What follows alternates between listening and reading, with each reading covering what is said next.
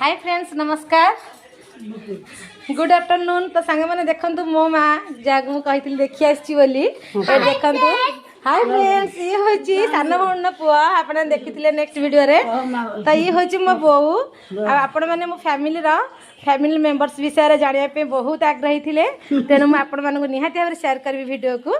तो देखते ये हूँ मो बोऊ फास्ट देखी था पुणी आप शेयर करी वीडियो।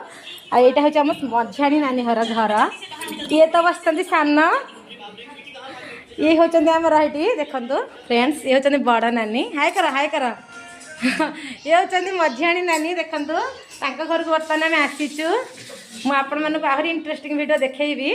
तो ये कौन बसीची मो कौन बस मटन बस आम स्पेशल मटन है फ्रेंड्स देखो चलो देखा केमती मटन हो देखा। वाव बढ़िया लाल जर्जर पूरा रेडी होगा खाଇବା। तो आपण मैंने देखिले बर्तमान मुझे पूरा अलग वीडियो आपको शेयर करी निश्चित भाव में। तो ये बर्तमान आमर मटन कषा चलती मटन कषा होगा खाଇବା चलो आरंभ हम आज रोसे बर्तमान चली मटन कषा। तो यहाँ हूँ आम मझाणी नानी का घर। तो आम बापा मैंने आम ससुर और समस्ते आम गेट टुगेदर हो समस्ते। तो नेक्स्ट वीडियो आप सहित मुझे शेयर करूँ।